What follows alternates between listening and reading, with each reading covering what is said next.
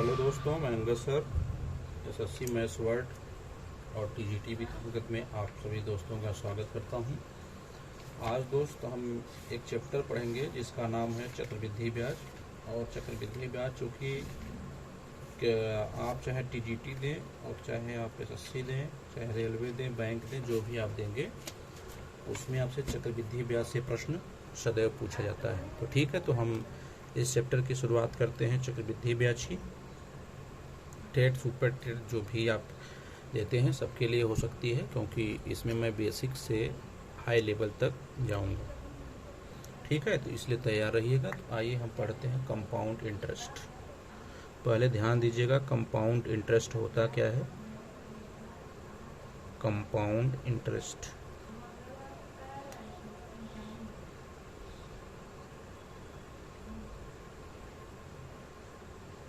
यानी जो इंटरेस्ट पर इंटरेस्ट दे वह चक्रवृद्धि ब्याज कहलाता है। जैसे अगर इंटरेस्ट मिलता है तो साधारण ब्याज, और उस पर अगर इंटरेस्ट पर इंटरेस्ट मिलता है तो उसे आप कहते हैं चक्रवृद्धि ब्याज। ठीक है, इसमें जो टर्म्स यूज होते हैं उनको मैं आपको बता देता हूँ। एक आपका यूज होगा अमाउंट। अमाउंट यूज होगा, यानी इसको आप कहेंगे मिश्रधन। ठीक है, एक टर्म्स यूज होगा पी, प्रिंसिपल। सिद्धांत वाला यूज होता है तो इसे कहते हैं मूलधन। और आर, तो इसे आप कहते हैं रेट। रेट मीन्स दर। एक टाइम की जगह एन होता है, टाइम कहते हैं इसको समय। देखो, अब बात आई चक्रवृद्धि ब्याज।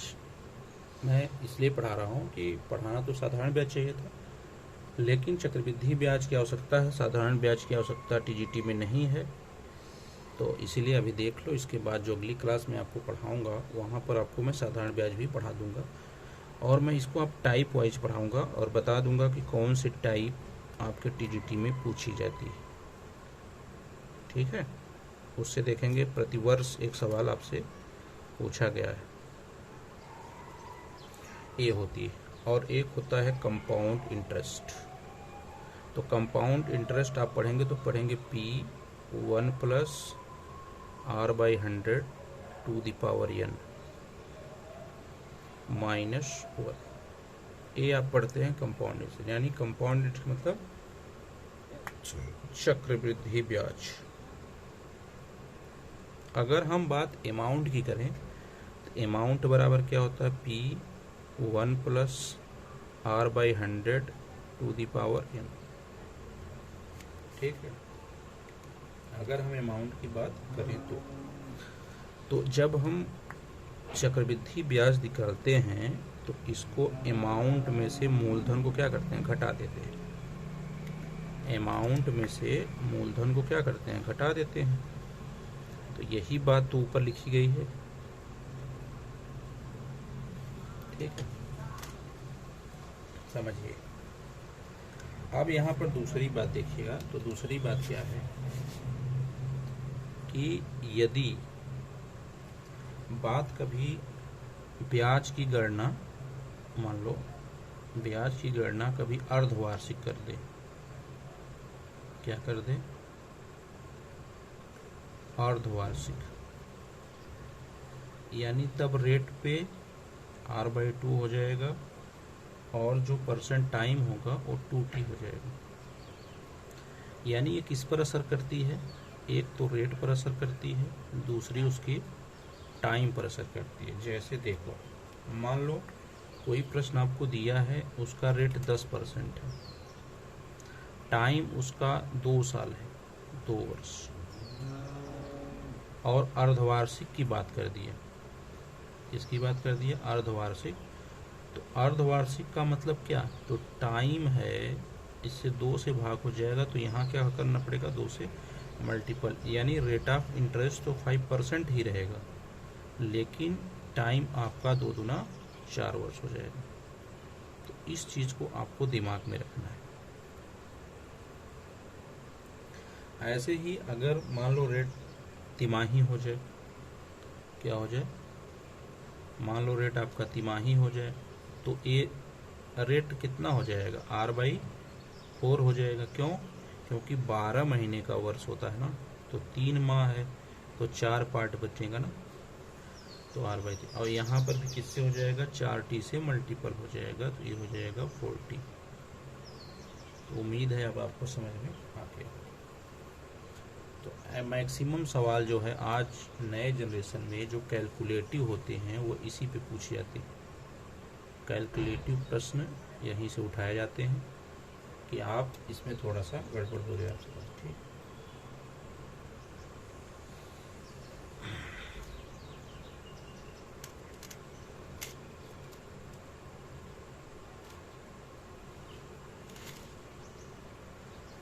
अब यहाँ मुख्य भूमिका में आके देखिए क्या क्या है। अगर मान लो किसी प्रश्न में ब्याज की जो रेट दी है R1, R2, R3 so on दिया जाए, तो यहाँ पर अमाउंट अगर आप निकालोगे A बराबर P 1 प्लस R1/100। अब 1 साल के लिए है तो ठीक है, दूसरे साल के लिए अलग ब्याज, तो 1 प्लस R2/100। तीसरे साल के लिए अलग रेट, तो 1 प्लस R3/100। ऐसे करते चले जाएंगे। लेकिन मैं आपको अभी बताऊंगा फैक्टर मेथड, ठीक है, ट्री मेथड और रेशियो मेथड। तो इन चीज़ों की आपको हालांकि आवश्यकता नहीं हो, लेकिन जब आप पढ़ रहे हो तो इसकी बेस को भी जानते चलो, क्योंकि बेस जानना बहुत ज़रूरी है। यदि बेस नहीं रहेगा तो आप सवालों को करने में बहुत प्रॉब्लम होती है, प्रॉब्लम को फेस करेंगे आप। ठीक है, इसलिए इसको मैं आपको बताते चलूँ कि अगर रेट अलग अलग होगा तो रेट अलग अलग है तब भी आप कर सकते हो। ठीक है, चलिए 4 कंडीशन हो गई। 5वां कंडीशन आपको दिमाग में रखना है, जो कि बहुत ही इम्पॉर्टेंट कंडीशन रखती है। जब आपसे कहता है CI माइनस SI का डिफरेंस, ऐसे कभी सवाल पूछ दे कि चक्रवृद्धि ब्याज और साधारण ब्याज का अंतर, तो मूलधन निकालने के लिए हमें क्या करना पड़ता है, जो डिफरेंस दिया जाएगा यानी इन दोनों का जो भी डिफरेंस रहेगा उसको हम D मान ले रहे हैं, गुणे 100 का स्क्वायर और बटे रेट का स्क्वायर। ये बात तब होती है जब 2 वर्ष के लिए दिया रहता है।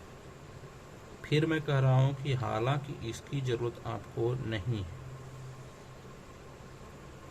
मैं क्या कर रहा हूँ, हालांकि इसकी ज़रूरत आपको नहीं है, लेकिन फिर भी मैं बता दे रहा हूँ कि इसको जानते रहेंगे तो आप करना चाहेंगे तो कर लेंगे। अगर मान लो CI और SI का ये 2 साल का अंतर था, CI माइनस SI, अगर यह 3 साल का अंतर होता तो बस हमको कुछ नहीं करना है, यहाँ पर हम एक चीज़ तो यही लिखेंगे,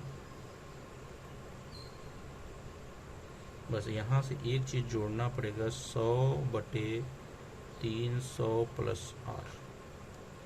ये बात तब की है जब CI और माइनस SI का अंतर 3 वर्ष का रहे। ये 3 इयर्स है और ये 2 इयर्स। अब कुछ लोग पूछेंगे 4 ईयर का अगर हो सके 5 ईयर का हो, तो ऐसा कुछ नहीं, 2 और 3 का सबसे ज़्यादा पूछे जाने वाला प्रश्न होता है, तो इसको आपको दिमाग में रखना है। अब मैं आपको थोड़ा सा ट्री मेथड बताने जा रहा हूँ, जो कि बहुत ही नाइस कॉन्सेप्ट होगा और बहुत ही ज़रूरत वाली कॉन्सेप्ट होगी। ठीक है, इसके लिए दिमाग में इसको रखे रहो आप। तो चलिए देखते हैं ट्री मेथड।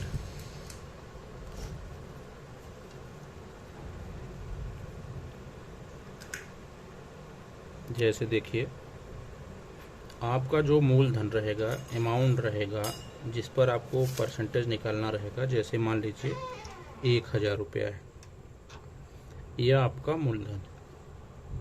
ठीक, इस पर आपने 10% रेट ऑफ इंटरेस्ट दिया 2 सालों के लिए। कितने सालों के लिए? 2 सालों के लिए। तो 1000 का जो 10% होगा ये तो 100 रुपया होगा। तो 1000 का 10% ये भी तो 100 रुपया होगा। तो ये जो दोनों आते हैं इधर वाले,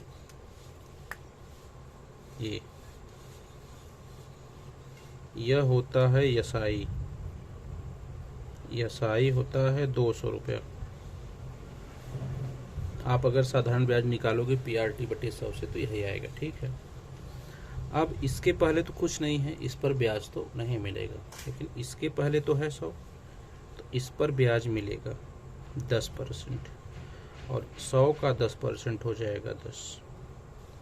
तो ये पूरी वैल्यू हो जाएगी CI। क्या हो जाएगी? CI। यानी ब्याज पर ब्याज मिल गया। तो 100, 200, 210 रुपये आ गया। 210 रुपये।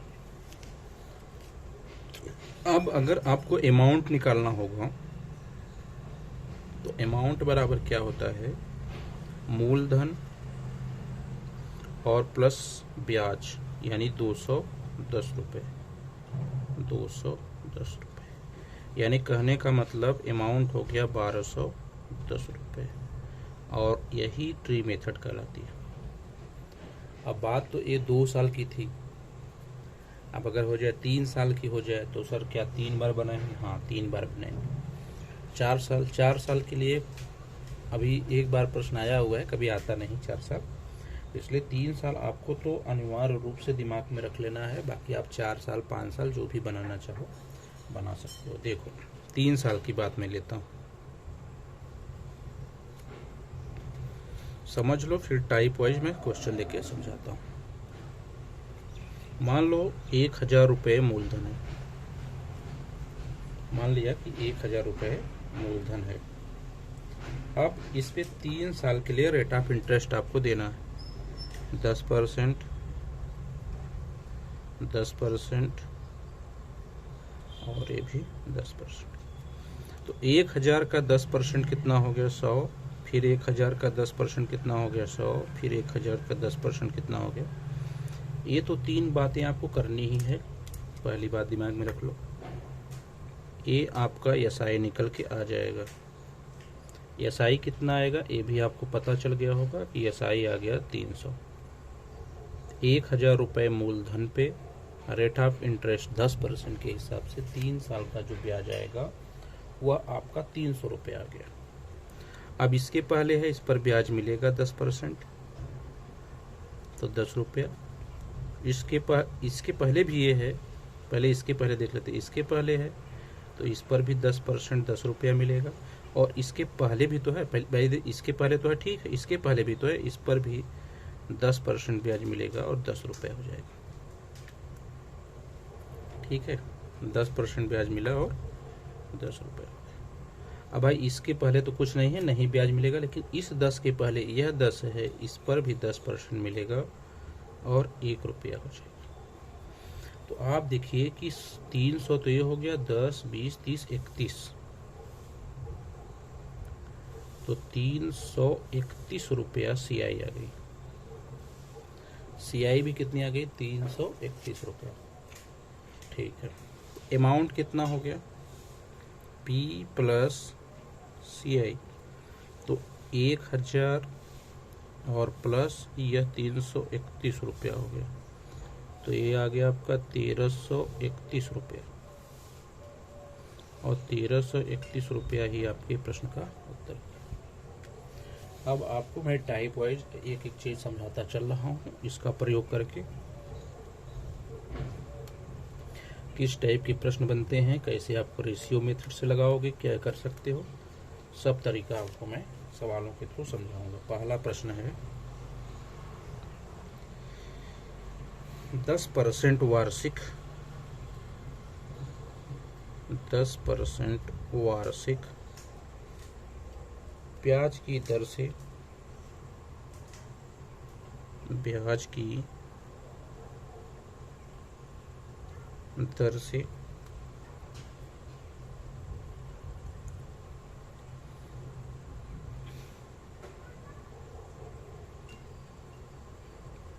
13 है।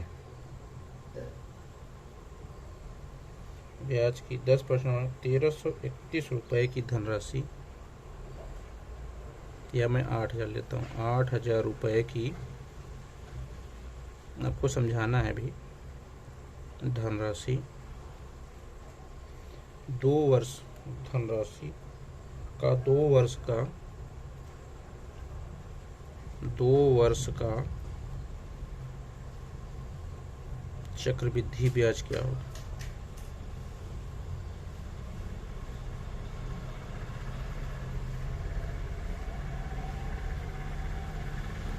चक्रवृद्धि ब्याज क्या है?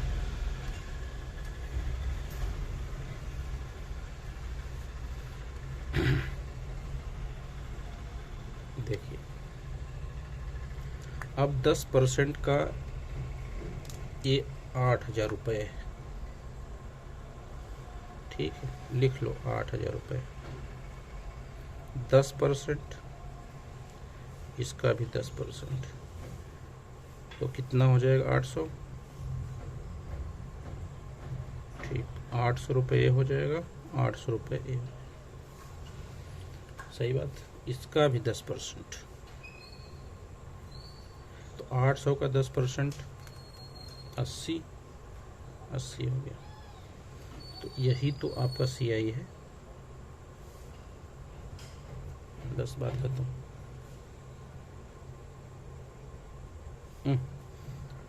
पूरा है ना ये वाला, टोटल हो गया CI, बस हो गया, यही बात तो पूछा था।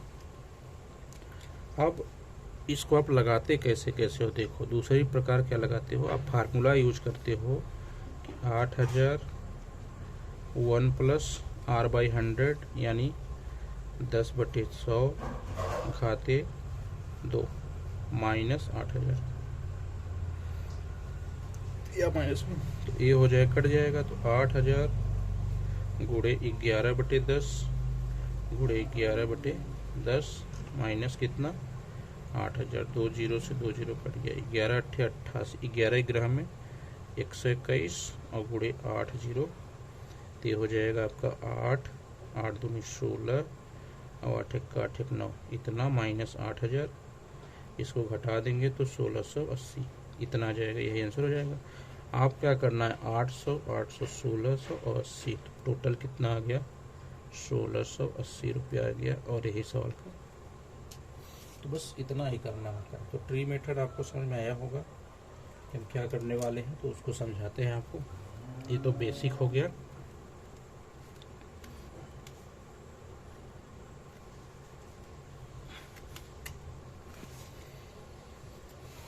आप देखिए CBI 2005 का एक प्रश्न है, इस पे सिंपल सा पूछ दिया गया होगा, तो मैं उसको भी आपको करा देता हूँ। देखिए 15% वार्षिक, 15% वार्षिक ब्याज की दर से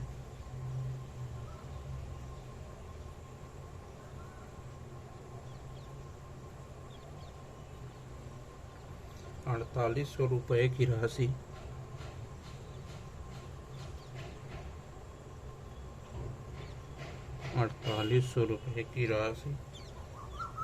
का 2 वर्ष का चक्रवृद्धि ब्याज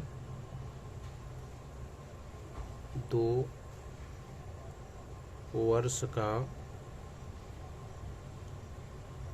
चक्रवृद्धि ब्याज क्या है।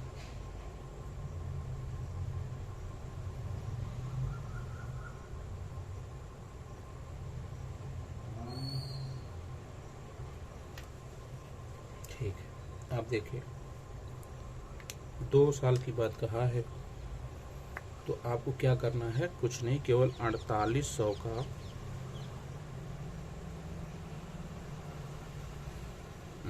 15% निकाल, तो 15% हो गया, 15%। अब 15% की फ्रैक्शन वैल्यू करोगे तो 3/20 होगी। इससे आसानी क्या होती है मैं आपको समझाता हूँ कि 20 से इसको काटोगे तो 24 दूना 240 होगा, तो 240 तिहाई 720 रुपया यह और 720 रुपया यह हो जाएगा। इससे फ़ायदा कितना होता है कि आप डायरेक्ट कैलकुलेशन कर लेते हो। ठीक, अब इस पर भी 15%, तो 15% इसका 3/20 होगा, 3/20 ही होगा, गुणे 720, तो ये 72, ये हो जाएगा 36, या 108। ठीक, 36 या 100, बस हो गया। जोड़ लीजिए 720 720 1440, 1440 और 1500, 4 8 48 का आंसर। ये भी CBI 2005 में पूछा गया प्रश्न है, सिंपल सा प्रश्न दिया गया था। बोलिए, उम्मीद है कि इन 2 सवालों से बेसिक कंसेप्ट आपका जरूर कुछ न कुछ क्लियर हुआ हो। थोड़ा सा हम आगे बढ़ते हैं और समझने का प्रयास करते हैं।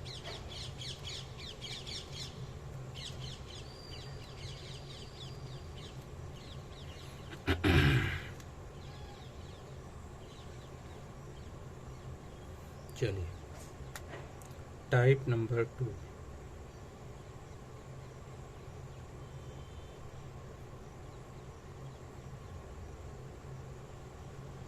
इम्पॉर्टेंट सवाल लगा देता हूँ। देखिए प्रश्न कैसे आते हैं। जब कभी प्रश्न आपसे ऐसा पूछ दिया जाए कि रुपया 1000 2 वर्ष में चक्रवृद्धि ब्याज की दर से 2 वर्ष में CI की दर से कितने हो जाएंगे, कितने हो जाएंगे यदि उत्तरोत्तर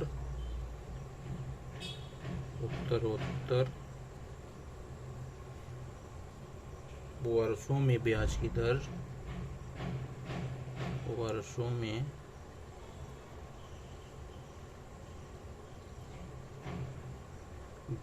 दर कितना मान लीजिए 4%, 5% या 2%, 4% हो जाए, 2% व 4% हो जाए।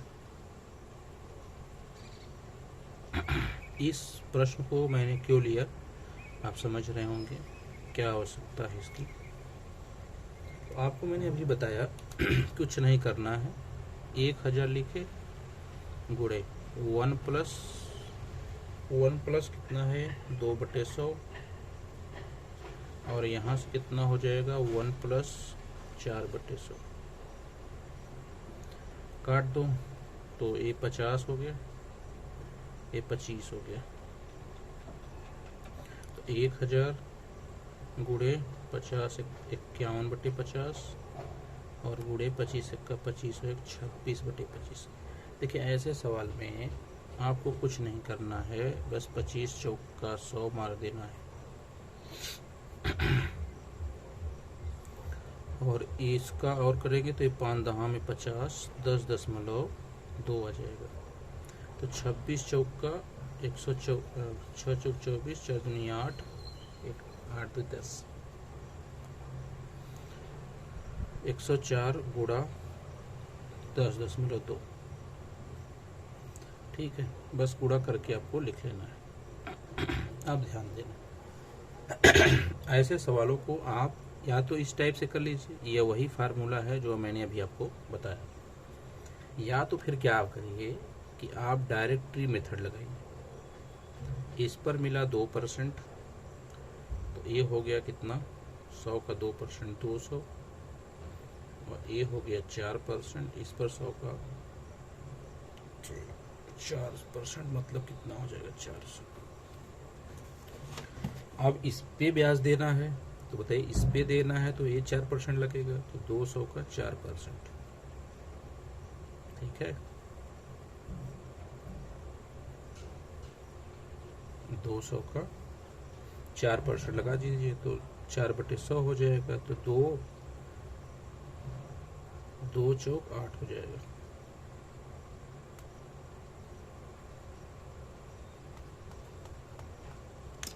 ठीक,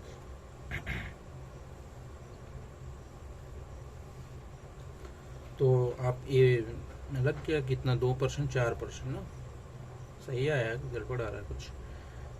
1,000 का 2% कितना? ओहो, गलत हो गया ना। 1,000 का 2% 20 होगा बच्चा, 200 लिख देता वेट कर। ये 20 होगा या 40? ठीक है,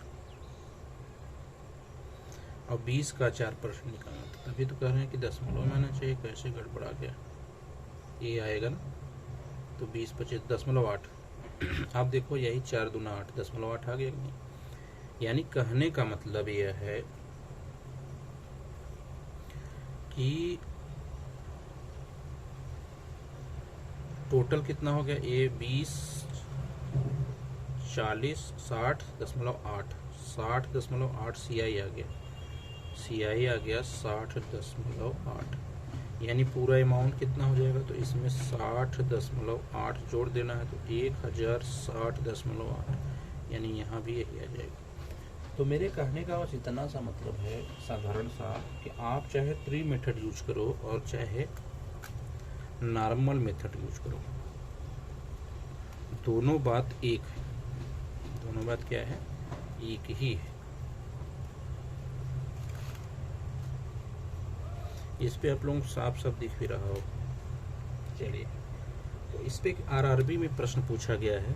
क्या क्वेश्चन है, मैं वो आपको करा देता हूँ। क्वेश्चन दिया था 25,000 रुपये, 25,000 रुपये 2 वर्ष में,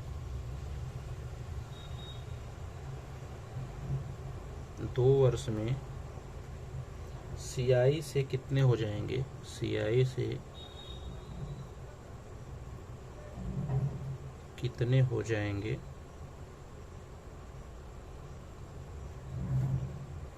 यदि उत्तरोत्तर वर्षों में, यदि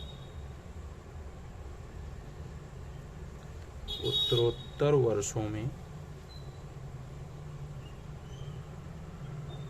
उत्तरोत्तर वर्षों में ब्याज की दर, ब्याज की दर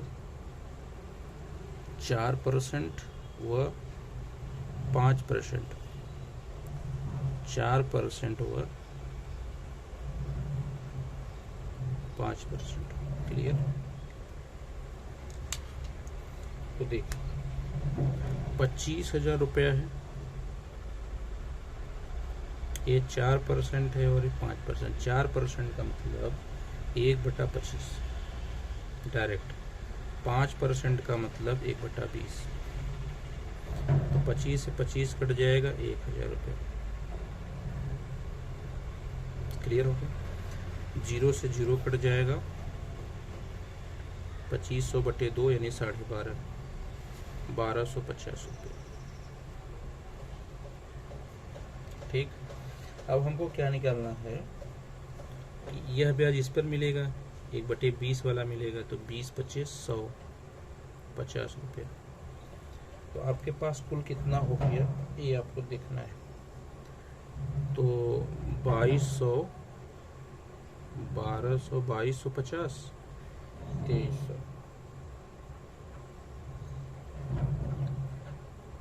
ठीक, जोड़ लीजिए तो पूरा कितना हो गया भाई? 1300 एक है, 2300 हो गया। टोटल हमसे पूछा है, तो जोड़ दो, तो 27,300, और यही हमारा क्या हो गया।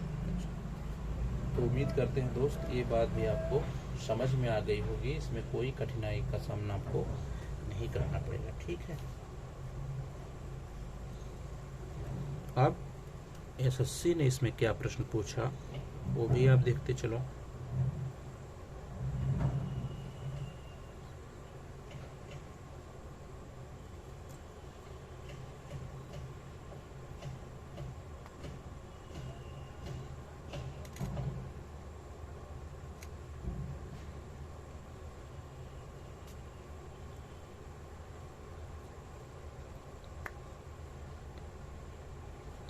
पूछा ए ने एक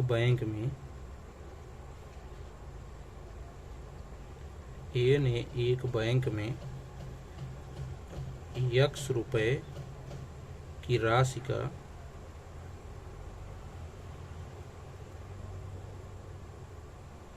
निवेश 2 वर्ष के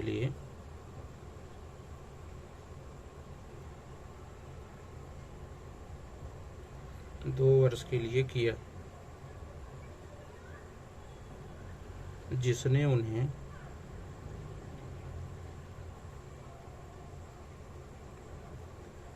पहले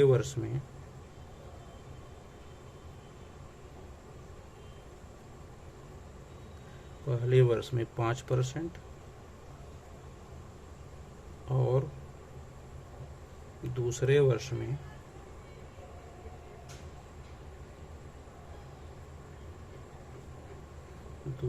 में 6% की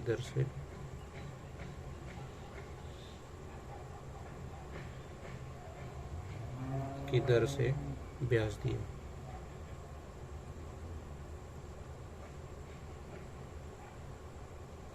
दो वर्ष बाद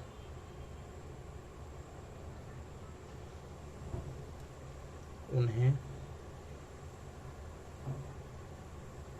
रुपया 24,486 मिले। x का मान क्या है?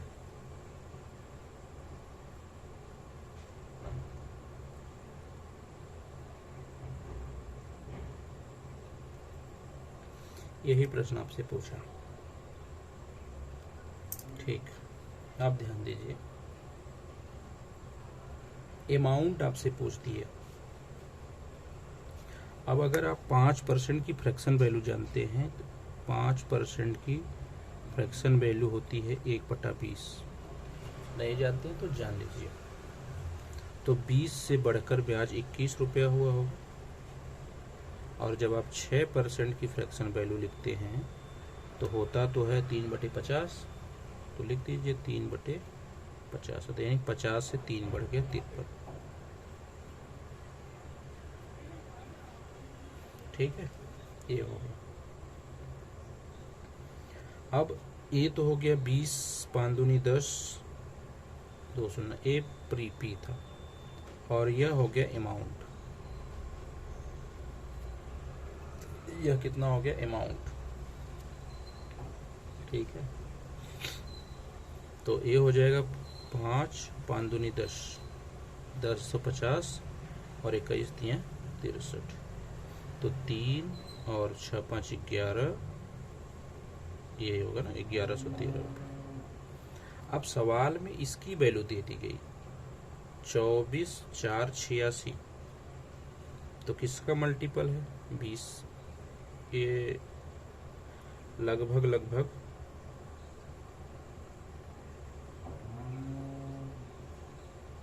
3 दूना 6, 22 का है। तो ये भी किसका मल्टीपल हो जाएगा? 22 का। तो 22 का 22, और 1000 में है तो 22 है। बस यही प्रश्न आपसे एसएससी ने पूछ दिया। तो थोड़ा सा इसका स्तर अच्छा हो गया, और अब आप इसमें परेशान देखिए, कुछ भी नहीं करना था। इसका क्या रिजल्ट निकलता है कि आप चाहो ट्री मेथड भी यूज कर सकते हो, दोनों यूज हो सकता है। देखो मैं करके बताता हूँ।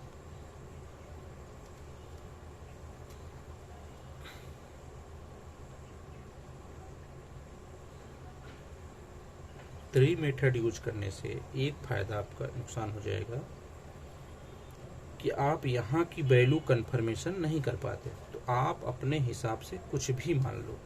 जैसे मैं मानता हूँ कि ये 5/100 यानी 1/20 होगा, 1/20 होगा, और 6% को होगा 3/50। तो आप अपने हिसाब से इन दोनों का एलसीएम मान लो। इसमें एक काम ही करना है आपको थोड़ा सा, अगर डायरेक्ट निकलना चाहते हैं तो सबसे पहले 50 और 20 का एलसीएम मानोगे तो मैं कह रहा हूँ कि 100 ले लेता हूँ। मैंने एलसीएम 100 ले लिया। अब 100 का 2 साल की बात है तो पहले साल 1/20 5 होगा और 3/50 6 होगा भाई। 50 दूना 100 और फिर इस पर ब्याज मिलेगा और इस पर भी 3/50 का मिलेगा। तो 5 का 3/50 निकालोगे आप तो 5 दहा में 0.3 मिल जाएगा। तो 5 6 11 11.3 मिल जाएगा यहाँ से 11.3। ठीक है। अब इसी इन पूरे की वैल्यू यानी 111.3 की वैल्यू सवाल में दी गई थी 24,486, यानी यहाँ से 20 से तो गुणा है, दशमलव हटाएंगे 200 से गुणा है 22 ना, 220 से गुणा है। अब दशमलव लगा है इसलिए ठीक है, तो 220 से हमको गुणा करना पड़ेगा तब हमारे पास इतना आएगा। तो हमें तो यही पूछा था ना, तो इसमें अगर हम 220 से गुणा कर देंगे तो क्या यहाँ पर मेरा 22,000 नहीं आ जाएगा? बोलिए। तो अब उम्मीद है कि ये बातें आपको समझ में आ गई होंगी कि हम इस प्रश्न को इस तरीके से सॉल्व कर सकते हैं। क्लियर हो गई बात? ठीक। अब हम अगले टाइप में चलेंगे जिसका नाम है टाइप नंबर 3।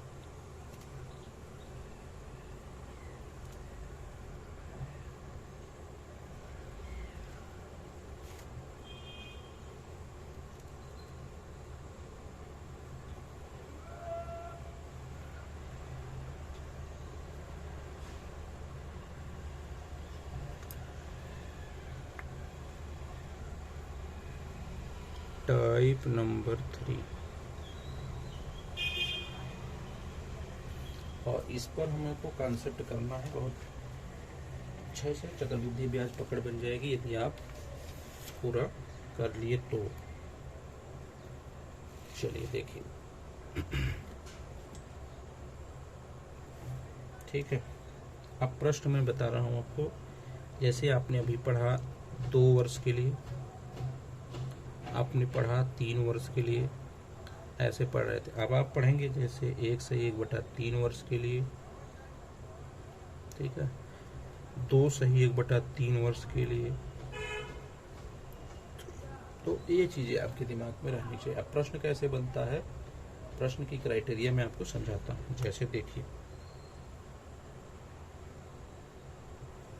प्रश्न क्या है, 24,000 का 15% वार्षिक 15% वार्षिक ब्याज की दर से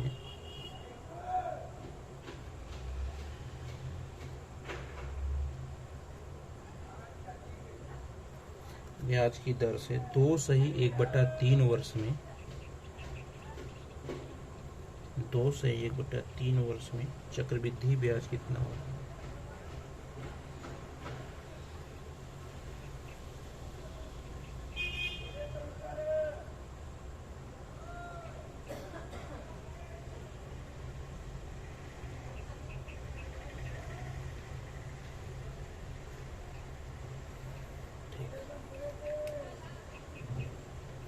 अब यहाँ पे देखिए, अब आपको मैं पहले फार्मूला वाइज आपको सिखा देता हूँ कि इसके लिए फार्मूला क्या लगता है, आपको पता भी होगा।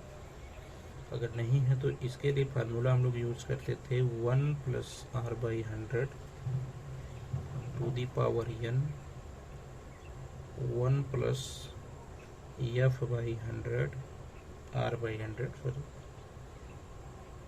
r/100 इनटू जो होल में रहता था a/b। इस फार्मूले का आप यूज किए होंगे, लेकिन ये हमको यूज नहीं करना है।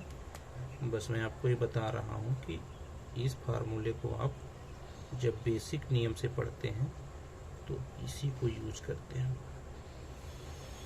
अब यहाँ पर मैं वैल्यू लिख देता हूँ, आप लोग इस पर हल करिएगा। n की वैल्यू 2 साल है और ए बटे बी की वैल्यू 1/3 है, आर का तो 15 है। अच्छा कर ही देता हूँ। ए बराबर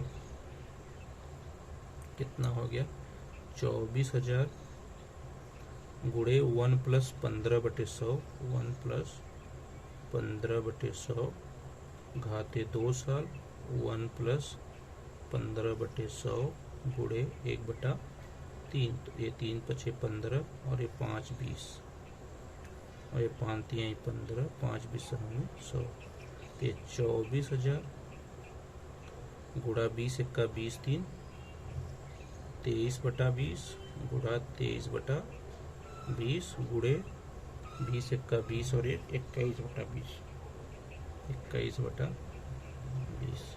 ठीक है, तो 1 2 3 1 2 3 2 दूनी 4 दूनी 8 3 24, 23 23 सम में 529 और गुणे 21 दिया 63, तो 9 3 27, ये 3 3 यानी 33,327 ये आपका अमाउंट हो गया। इसमें से आपको CI बताना है, तो इसमें से बस आपको 24,000 घटा देना है, तो 9,327 ये आपका आंसर हो जाएगा। ठीक, अगर आपको इस ऐसे मेथड को सेट करना हो तब भी आप करके इस चीज़ों को कर सकते हो, बट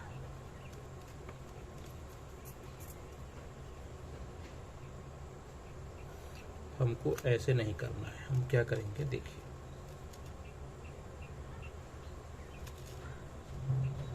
पहले हम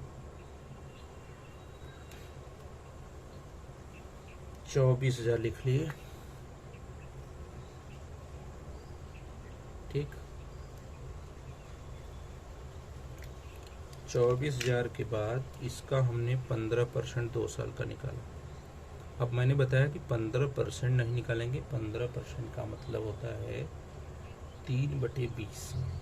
तो 20 से 1 0 कटेगा, 2 1200 ये हो जाएगा और 1200 ये हो जाएगा। आपको बस यहाँ 15% बराबर 15/100, 5 × 15 5 20 लिख लेना है।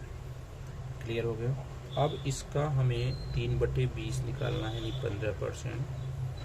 तो चूंकि 20 छक्का 160, 60 × 180 हो। अब ये पहले साल का था और ये दूसरे साल का था। अच्छा, यहाँ 2 सही 1/3 है, सॉरी, तो 3 साल का लेंगे। इसे बढ़ा के हमको दिमाग में था 1 साल 2 साल का। 1 सेकंड, कुछ नहीं, सब सही है।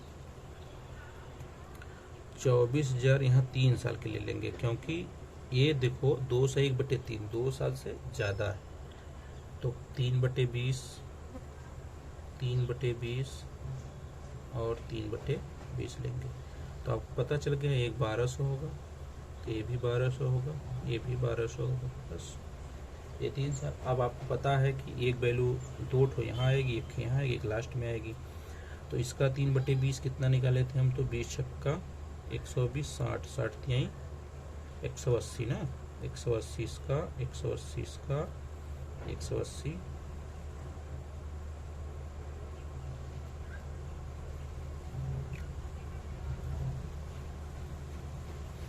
ऐसे नहीं, आप समझ में आएगा। तो देखो इसका 180 ऐसे लिख देता हूँ, तब समझ में आएगा। इसका भी 180 और उसका भी 180, इतना तो कर लोगे, वही मैं लिख दिया था डायरेक्ट। ठीक है,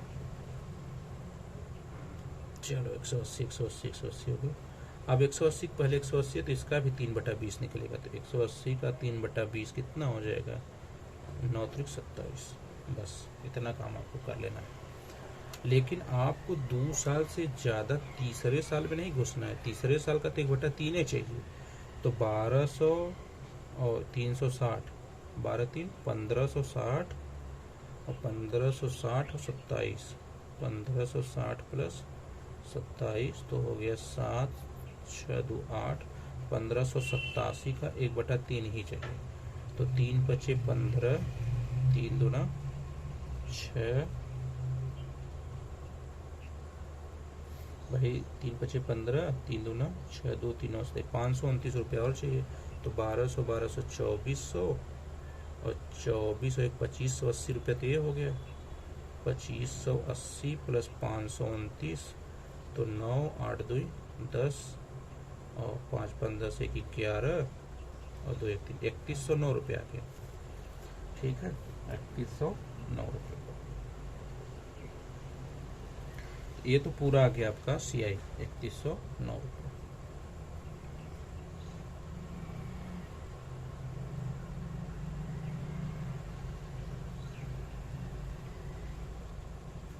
कितना आया था उसमें? 9327। कुछ छूट गया क्या यार?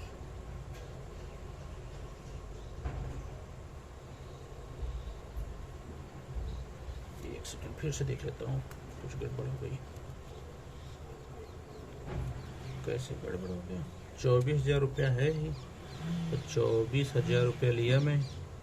इसका 15% यानी 15/100, तो 5 तिहाई 15, 5 बीसा में 100, तो 3/20, तो 0 से 0 कट गया। 12 18 है, सो लिखे तभी तो गलत हो जा रहा है। 12 तिहाई 36, ये 1200 होगा बच्चे, 3600 ना, तभी तो कह रहे हैं आप 3600 3600 3600, और 3/20 लेंगे तो 0 से 0 कट जाएगा। 180 तिहाई 540, 540 540, फिर इसका 3/20 लेंगे तो 0 से 0 कट जाएगा। 2 27 और 27 तिहाई 81 हो गए बस। तो 36 36 6 108 यही हो गया। 5 5 25, 5 5 10 5 15 15 और 1 1620 1620 और 1620 और 81 हो गया 1700। ठीक है ना, अब आ जाएगा। तो थोड़ी सी गड़बड़ी हो गई थी, नहीं तो पूरा सेट था। जोड़ लो भाई, 36 के 108, 1 2 0 हो गया। 540 540 540 कितना हो गया? 5 5 10 5 15 1500, तो ये हो गया। 120 ये हो गया, 81 ये हो गया। तो 1 8 2 10, 8 5 13 1 14 और 1 1 2, बस हो गया ना। तो ये चीज़ें हमसे गड़बड़ी हो गई थी, तो इसलिए ये चीज़ें गड़बड़ा गया। अच्छा, अब इसके लिए इस मेथड का भी ना यूज आप करें तो भी कोई दिक्कत नहीं, थोड़ा सा आपको गुड़ा आना चाहिए। देखो, पहले साल 15% दिया, दूसरे साल 15% दिया, और तीसरा साल उसका पूरा नहीं हुआ तो 1500 का 1/3 ही दिया, यानी इस साल तो उसने 5% दिया। तो बस x + y + x निकाल दो। तो इन दोनों का निकालोगे तो 15 + 15 30, 2 32 हो जाएगा ना।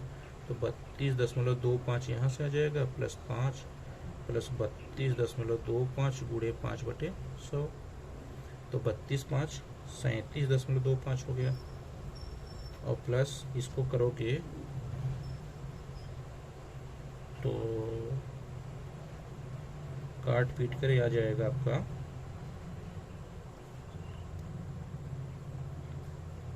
अगर इसका करोगे तो 2 16 1.125 आ जाएगा, यही आएगा ना। 2 25 सही, तो इसको जोड़ देंगे तो कितना आ जाएगा? 38.8625। अब बस कितना करना है? 24,000 का 38.8625/100 कर लेना। 0 से 0 काट दो, तो 40 मान के चलो, तो 10,000 के आसपास, यानी 9,327। तो ये भी आसान सा मेथड है, अगर इसको भी अपनाना चाहो तो कर सकते हो। तो जो भी आपको अच्छा लगे, ट्री मेथड अच्छा लगे, चाहे जो अच्छा लगे आप उसको कर सकते हो। ठीक,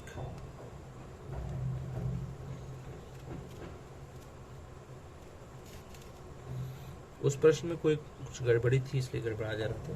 ठीक है, पहले ही, बाकी कोई दिक्कत नहीं थी, आप कर सकते।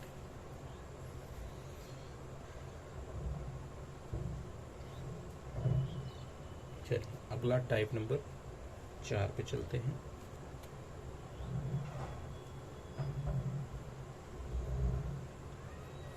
टाइप 4 क्या कहना चाह रहा है उसको हम समझते हैं, समझने का प्रयास करेंगे। ये कह रहा है कि कोई धनराशि 10% वार्षिक दर से, कोई धनराशि 10% वार्षिक दर से 3 वर्ष में 6655 हो जाती है। 6655 हो जाती है। तो धनराशि ज्ञात कीजिए।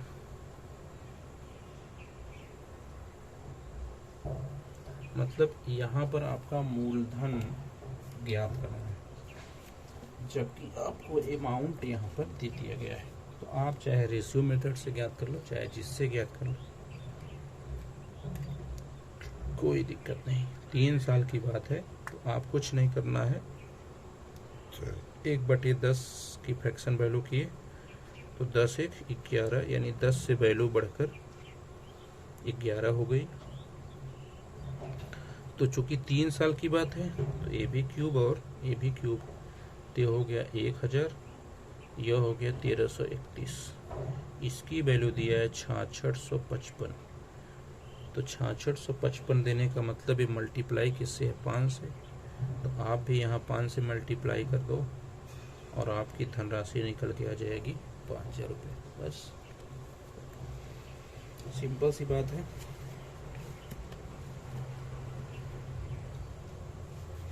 ठीक है। या तो आप क्या करो, ट्री मेथड यूज करना चाहते हो तब भी कोई दिक्कत नहीं है, आप ट्री मेथड भी यूज कर सकते हो। बस आपको पता है 1/10 1/10 1/10 3 साल के लिए, तो 10 10 10 1000 या 100 ले लीजिए इसका एलसीएम। चाहे 100 ले लीजिए, चाहे 1000 ले लीजिए। 1000 ले लीजिए और आसान रहेगा। 3 साल है, 1 2 3, 10% 10% 10%, यानी 100 100 100। भाई इसका 10% कितना होगा? 1000 का 100 तो होगा। ठीक, 100 पे निकालोगे 10%, 10 10 10 10 का 10 1, तो 3 साल का हो गया। तो 100 300 331 हो गया इतना, 331। तो अगर अमाउंट देखोगे तो अमाउंट तो हो गया 1331, लेकिन इसकी वैल्यू दी है 6655। मतलब किससे गुणा है? 5 से। तो इसमें भी आपसे किससे गुणा करना? 5 से। तो 5 से गुणा करोगे तो कितना हो जाएगा? 5000 हो जाएगा कि नहीं हो जाएगा? बस, तो ये 5000 रुपये आपका हो गया। ठीक है।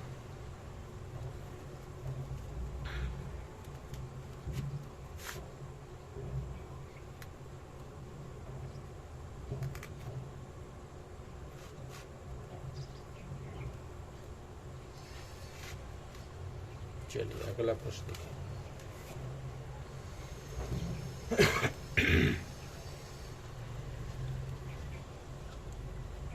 दिया है कि वार्षिक 10% की चक्रवृद्धि ब्याज की दर से वार्षिक 10%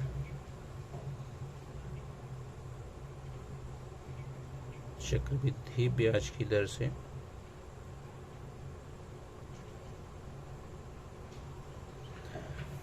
वार्षिक 10% चक्रवृद्धि ब्याज की दर से 3 वर्षों के बाद मिलने वाला मिश्रधन 3 वर्षों के बाद मिलने वाला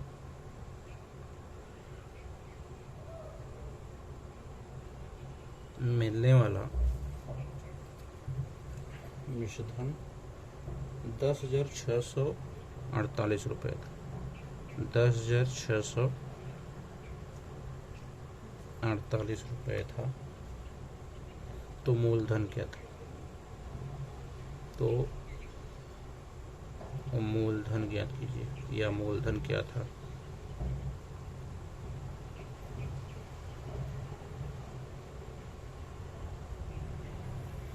वार्षिक 10% चक्रवृद्धि ब्याज की दर से 3 वर्षों के बाद अब आपको 10% की फ्रैक्शन वैल्यू का पता है, 1/10 होता है, 3 साल है तो 10 से बढ़कर 11, फिर 10 से 11, फिर 10 से 11, यानी इसका क्यूब, यानी 1000 पे 1331 हो गया। इसकी वैल्यू दिया है 10,648 रुपया, यानी किससे मल्टीपल है? 8 से। तो ये भी किससे मल्टीपल हो जाएगा? 8 से, यानी मूलधन कितना हो गया? 8,000 रुपया। यानी मूलधन कितना हो गया? 8,000 रुपये। बस इतनी सी तो बात थी कि मूलधन आपका 8,000 रुपये। उम्मीद करता हूँ ये जो है आपके पास 4 टाइप जो है मेरे समझ में आए होंगे।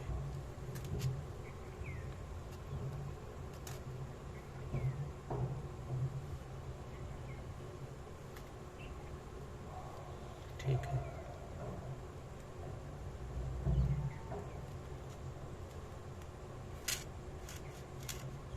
तो टाइप नंबर 5।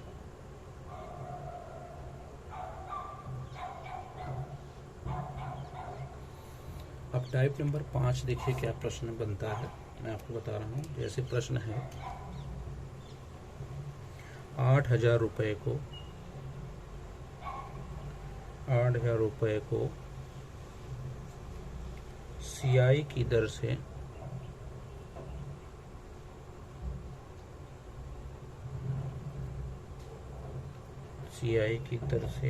निवेशित करने पर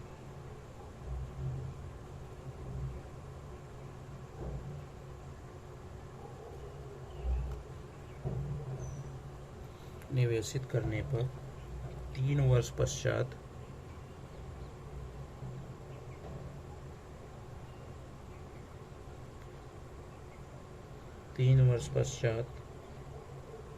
रुपया 1261 ब्याज के रूप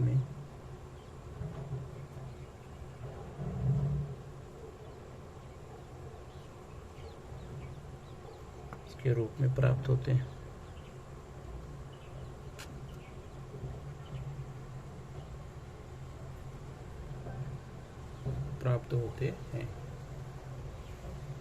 ब्याज की वार्षिक दर क्या है?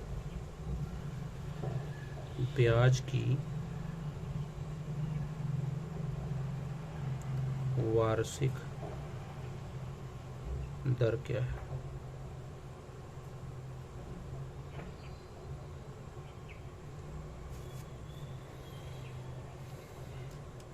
आप देखिए ये प्रश्न बहुत ही इम्पोर्टेंट होते हैं। इस टाइप के जो भी प्रश्न होते हैं वो मोस्टली बहुत इम्पोर्टेंट होते हैं। ठीक है, चलिए देखिए।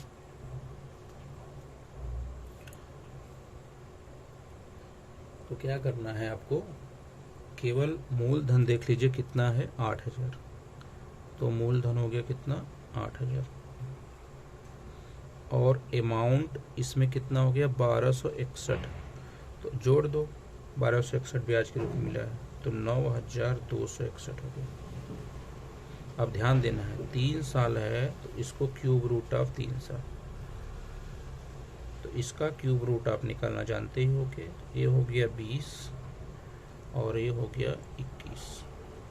तो 20 से बढ़कर 21 हुआ, यानी 1 बढ़ा, 1 किस पर बढ़ा? 20 पर।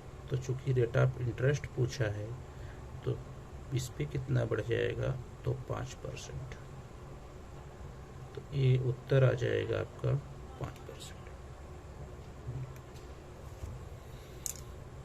तब उत्तर कितना आ जाएगा?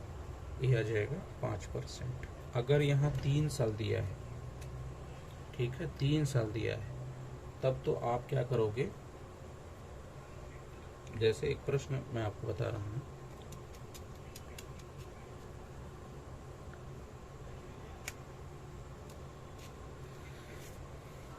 जैसे मान लीजिए 100 रुपये सीआई की दर से निवेशित करने पर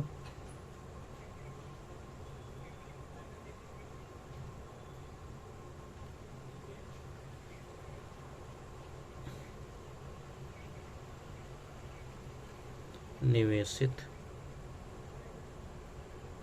करने पर 3 वर्ष पश्चात या 2 वर्ष पश्चात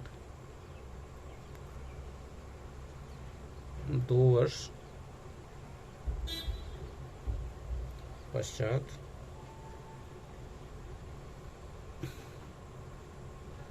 21 रुपया ब्याज के रूप में प्राप्त होता है। ब्याज के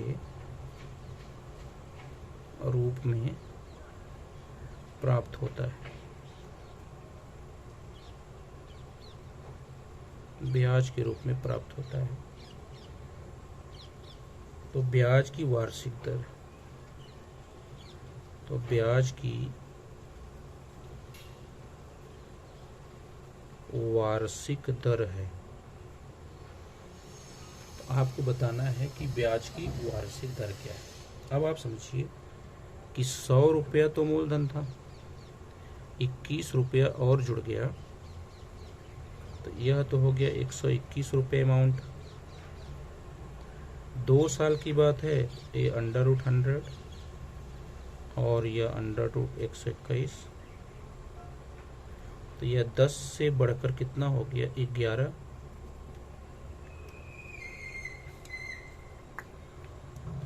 यहाँ से कितना बढ़ा 1, तो 1/10 और गुणे 100, तो 0 से 0 कट गया और उत्तर आ गया 10%।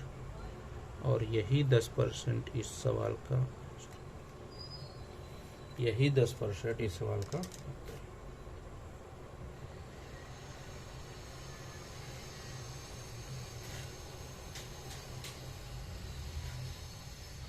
ठीक है। तो ये आपका जिस टाइप से प्रश्न बनते हैं, ठीक। तो चलिए आगे चलते हैं।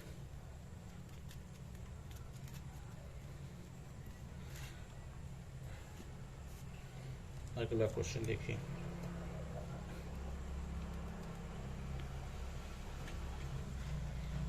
वार्षिक रूप में संयोजित,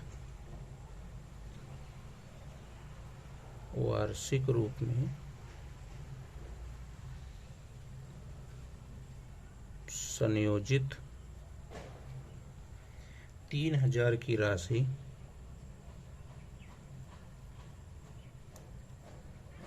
3000 रुपये की राशि चक्रवृद्धि ब्याज की दर पर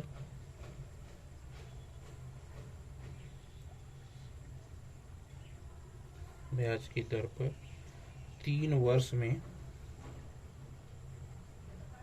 3993 रुपये हो जाती है।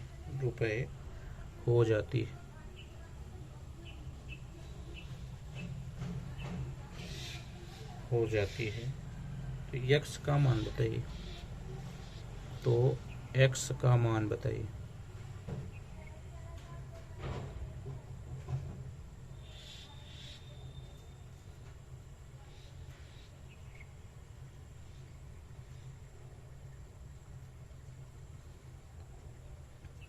ठीक।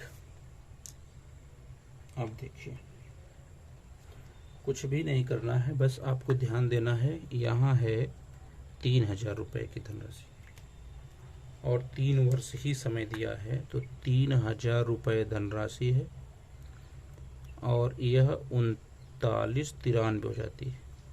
तो आप पहले काट के रेशियो निकाल लो, तो 1000 और यहाँ 1331 आ जाएगा। बात चूंकि 3 साल की हुई है, तो क्यूब रूट ऑफ 3 कर लेंगे। अब यह 1000 जो है, इसका वो क्यूब रूट हो जाएगा 10, इसका 11, तो 10 से 11 होने में 1/10 बढ़ा, तो 100 में कितना परसेंट हो जाएगा? तो आप कहेंगे सर हो जाएगा 10%, और यही सवाल का आंसर। x का मान हो गया 10%।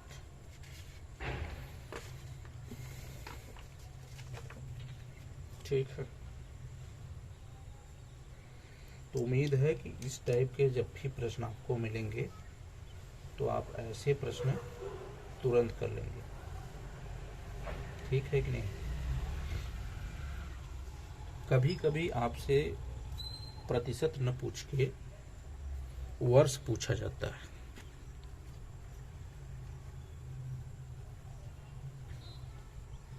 कई बार ऐसा भी होता है कि आपसे वर्ष पूछ दिया जाता है।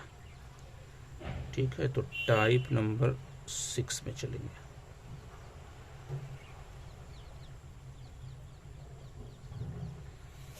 तो जब वर्ष पूछा जाता है तो वैसे प्रश्न किस टाइप से हल करते हैं, तो उस पर मैं प्रश्न लेता हूं एक,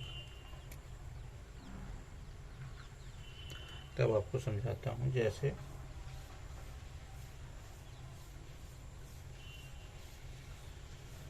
दे दिया कि मान लीजिए रेखा ने 5% रेखा ने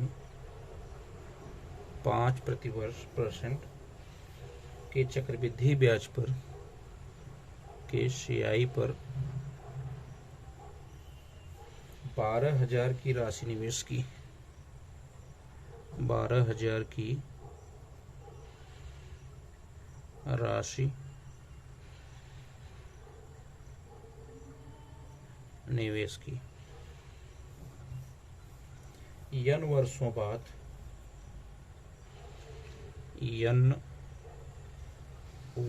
बाद 13,220 रुपए मिले। 13,220 रुपए मिले। 13,220 रुपए मिले। तो n को ज्ञात कीजिए। n को ज्ञात कीजिए।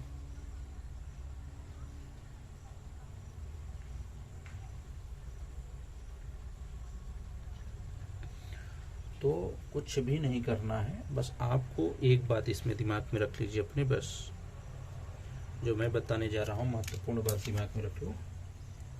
थोड़ी सी बात आपको रखनी भी पड़ेगी भाई, इतना तो पढ़ रहे हैं तो रखना ही होगा कि आप 5% की फ्रैक्शन वैल्यू देख लो। 5% की जब आप फ्रैक्शन वैल्यू देखोगे तो आपका आएगा 1/20। 1/20 तो 20 से बढ़कर 21, तो 21/20 बनाना है, इसके पावर n बना लो। अब आपके दिमाग में एक बात आनी चाहिए, ऊपर बड़ी वैल्यू है तो बड़ी वैल्यू ऊपर रख दो और छोटी वाला नीचे।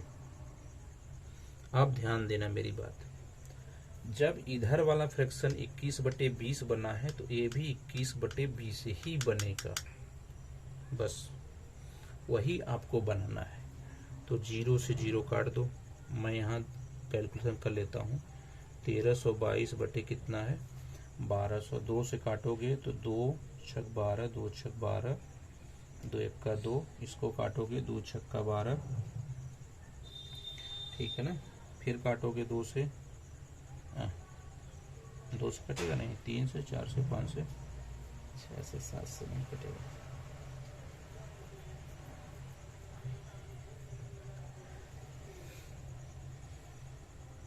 तीन से काटता हूँ इसको, 3 से काटिए तो ये कितना हो जाएगा, 3 चौक का 12, 400 और 3 चौक का 12, 3 चौक 441, ठीक है। तो 441 बटे 400 कट गए ना। अब आपको पता होगा कि 441 बटे 400 21/20 का स्क्वायर है, तो ये भी 21/20 का पावर n है। तो आपको पता है n की वैल्यू कितनी हो जाएगी, 2 वर्ष। तो कई बार ये 2 टाइप से प्रश्न पूछता है, एक तो आपका रेट ऑफ इंटरेस्ट निकालना पूछेगा, एक तो आपसे रेशियो से ईयर निकालना पूछेगा। तो आप दोनों तरीके से आप सक्षम हैं कि अगर आपसे परसेंटेज पूछा जाता है तो 2 साल है तो क्यूब रूट ऑफ, 3 साल है 2 साल है तो स्क्वायर रूट ऑफ, और 3 साल है तो क्यूब रूट ऑफ। अगर 4 साल होगा वो भी कर सकते हैं, ठीक है। तो ये दोनों चीजें आपके दिमाग में बनी रहनी चाहिए। अब जो टॉपिक मैं गुणे पर आधारित प्रश्न पढ़ाने जा रहा हूँ, ये परीक्षा में टीजीटी वाले परीक्षा में यही प्रश्न गुणे पर आधारित प्रश्न पूछा जाता है, और बाकी सभी में तो कुछ भी पूछा जाता है, लेकिन इसमें 2 सालों 3 सालों से लगभग यही प्रश्न पूछा जाता है। तो इसी को नाम दिया गया टाइप नंबर 7, टाइप नंबर 7 गुणे पर आधारित प्रश्न, गुणे पर आधारित प्रश्न।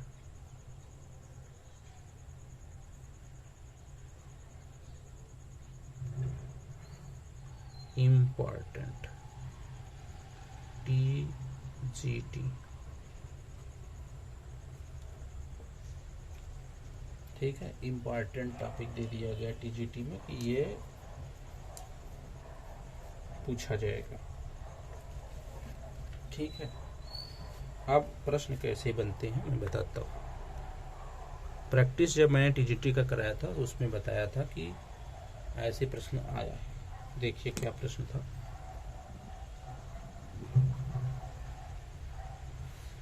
प्रश्न है, एक धनराशि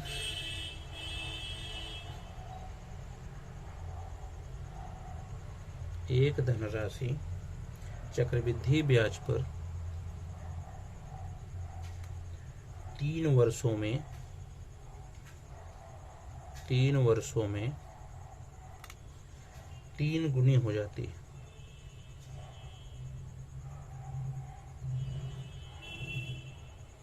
3 वर्षों में 3 गुनी हो जाती है। तदनुसार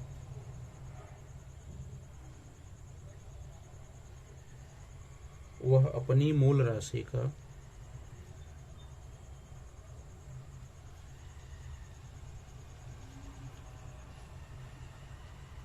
वह अपनी मूल राशि का 9 गुनी कितने वर्षों में हो जाएगी? 9 गुनी कितने वर्षों में हो जाएगी?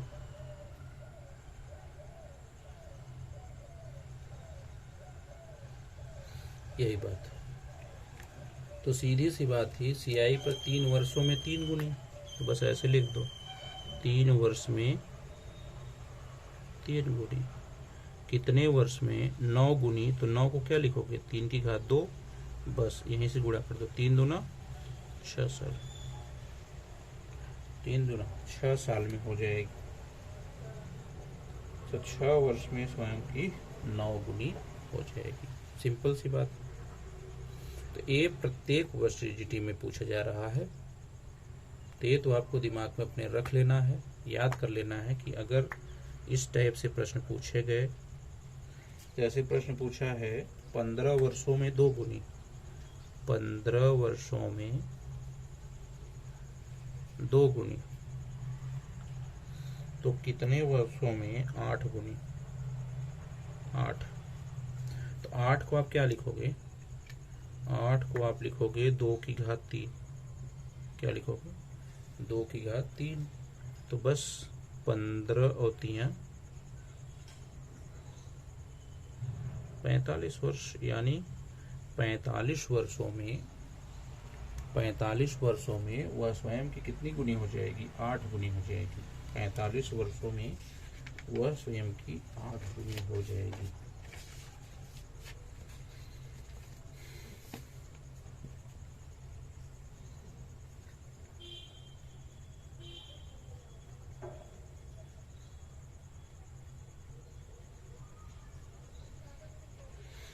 अच्छा, मान लीजिए यही प्रश्न अगर इस टाइप से आपको थोड़ा दे दे, देखिए बस वैसे ही देख लीजिए, दिमाग में रखे रहिएगा, हो सकता है पूछ दे कभी, तो क्या करेंगे?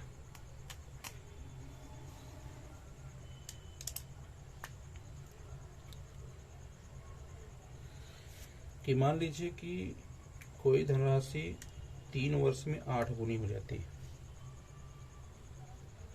3 वर्ष में 8 गुनी हो जाती है, तो कितने वर्षों में वह 16 गुनी हो जाएगी?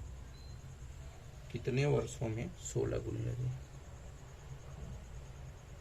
कितने वर्षों में 16 गुनी हो जाएगी? आप ध्यान दीजिए, अब आप तो इसका स्क्वायर नहीं बना पा रहे हैं, तो पहले सेम करिए। तो इसको क्या लिख सकते हैं आप, 2 की घात 3 लिख सकते हैं। इसको आप क्या लिख सकते हैं, 2 की घात 4। आप क्या करेंगे, पहले इसका गुणा यहाँ पे कर लेंगे, 4 तिहाई 12 होना चाहिए था 12 वर्ष, लेकिन जब यहाँ 2 होता तब तो यहाँ 3 घात जाता है, तो 3 से आप क्या करेंगे, भाग दे देंगे, और 3 चौका 12 वर्ष, यानी आंसर कितना आ जाएगा, 4 वर्ष। आंसर कितना आ जाएगा, 4 वर्ष। इसको आप जब जरूर दिमाग में रखिएगा, मोस्ट इम्पॉर्टेंट है। ठीक है, कई बार ऐसे प्रश्न पूछे जाएंगे, अगर आप दिमाग में नहीं रखते हैं तो गड़बड़ हो जाएगा। जैसे मान लीजिए मैं एक सवाल ले लेता हूँ, 6 वर्ष में 27 गुनी हो जाती है, 6 वर्ष में 27 गुनी हो जाती है, तो कितने वर्ष में 81 गुनी हो जाएगी, कितने वर्ष में 81 गुनी हो जाएगी, ये आपका पता नहीं। तो आपको सबसे पहले बात दिमाग में रखना है कि 27 है तो ये है 3 की घात 3, और 81 है तो ये है 3 की घात 4। तो पक्का है कि भाई साहब ये तो होना चाहिए 6 चौक 24 वर्ष। कितना होना चाहिए, 24 वर्ष होना चाहिए। लेकिन यहाँ 3 घात ज़्यादा है, तो डिवाइड बाई 3, तो 3 अट्ठे 24, तो कितने साल आ गए, 8 साल। कितने साल आ गए, 8 साल। तो जब भी ऐसे प्रश्न बने तो आपको ये चीज़ निकालनी आनी चाहिए। ठीक है, तो आज ये 6 टाइप हम इस क्लास में 7 टाइप किए। कल वाली क्लास में जो इसके 7 टाइप और बचे रहेंगे, 7-8 टाइप और हैं, कुल हम पढ़ेंगे लगभग 15 से 16 टाइप हैं शायद इसके, 1-2 प्लस कर लीजिएगा, मतलब कुल मान के चलिए 18 टाइप। तो हम इन 7 टाइप से आपको समझाने का प्रयास किए कि चक्रवृद्धि ब्याज में किन किन टाइप से प्रश्न बनाया जा सकता है। ठीक है, तो आप जो है इसको एक बार ज़रूर देख लीजिएगा। और बाकी कल से जो हम लोग टाइप 8 करेंगे, अभी तक हम गुना पर आधारित ऐसे ही प्रश्न देखे थे कि जो डायरेक्ट हुआ, लेकिन आज आप देखे होंगे कि कुछ ऐसे भी प्रश्न होते हैं जो डायरेक्ट नहीं होते।